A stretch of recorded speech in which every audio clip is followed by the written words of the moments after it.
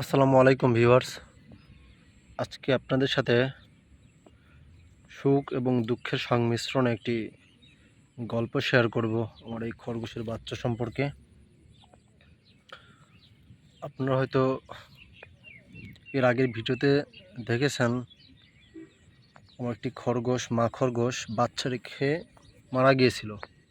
এগুলো সেই বাচ্চাগুলো। আজ এদের বয়স 15 দিন হয়ে গেছে। এরা এখন মোটামুটি অল্প অল্প করে ঘাস খাওয়া শিখে গেছে। আজকে এদের সম্পর্কে আপনাদেরকে কিছু তথ্য দিব। সর্বপ্রথম ওই মা খরগোশটা এই 5টা বাচ্চা দেয়। বাচ্চা জন্ম দেওয়ার 2 দিন পরেই দেখি ঘরের মধ্যে মা খরগোশটা মৃত অবস্থায় পড়ে আছে। তখন আমি চিন্তায় পড়ে যাই কিভাবে এই বাচ্চাগুলোকে বাঁচাবো। এদিকে আমার আরেকটি খরগোশ তার নিজের বাচ্চাগুলোকেই মেরে ফেলে। তখন আমার মাথায় আইডিয়া আসলো যে ওই মা খরগোশের দুধ এদেরকে খাওয়ানো যেতে পারে। তখন আমি এই খরগোশের বাচ্চাগুলোকে ওই মা খরগোশের দুধ খাওয়ানো শুরু করলাম। মা খরগোশকে ধরে ওদেরকে দুধ খাওয়াতাম। আস্তে আস্তে এইভাবে প্রতিদিন দিনে 2বার 3বার করে এদেরকে দুধ খাওয়াতাম। আস্তে আস্তে এরা বড় হতে লাগলো এবং আমি নিজে অনেকটা খুশি হতে লাগলাম যে বাচ্চাগুলো হয়তো বেঁচে যাবে। কারণ এর আগেও চোখের সামনে অনেক বাচ্চাকে মৃত অবস্থায় দেখেছি, কিন্তু এই প্রথম মাবিহীন কোনো খরগোশকে আমি বাঁচাতে পেরেছি। আলহামদুলিল্লাহ, এখন পর্যন্ত খরগোশগুলো খুবই ভালো এবং সুস্থ আছে।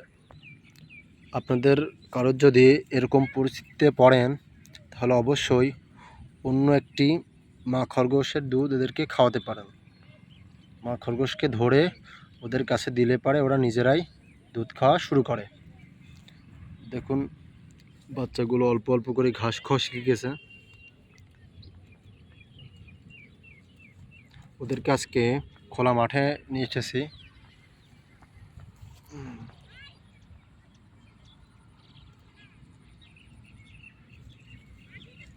যেন ওরা ঘাস খাওয়া শিখতে পারে, এবং আমি দেখতে পেলাম ওরা ধীরে ধীরে ঘাস খাওয়া শিখতেছে। মাশাআল্লাহ, এই যে একটা সুন্দর একটা খরগোশের বাচ্চা।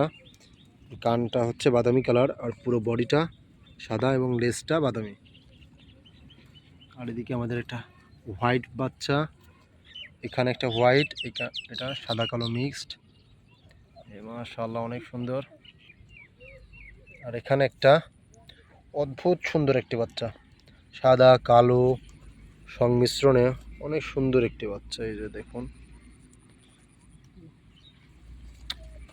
চোখ আর কান ওদিকে কালো এবং বডির নিচের দিকে সাদা। মাশাআল্লাহ, অনেক সুন্দর।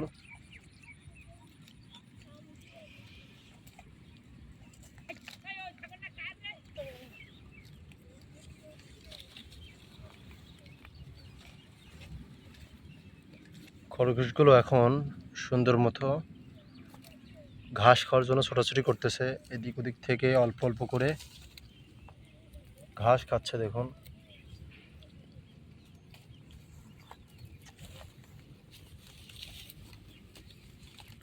মাশাআল্লাহ, খরগোশগুলোকে অনেক সুন্দর দেখা যাচ্ছে।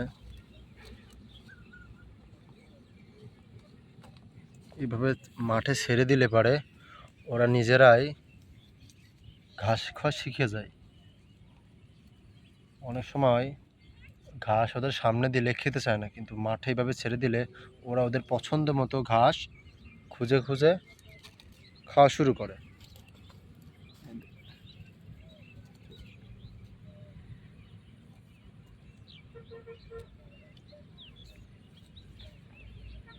এই ছিল এই বাচ্চাদের বড় হওয়ার গল্প। আশা করি আপনাদের ভালো লেগেছে ভিডিওটা। আজকে এই পর্যন্তই, দেখা হবে আপনাদের সাথে পরবর্তী কোনো ভিডিওতে। সবাই ভালো থাকবেন। আসসালামু আলাইকুম, আল্লাহ হাফেজ।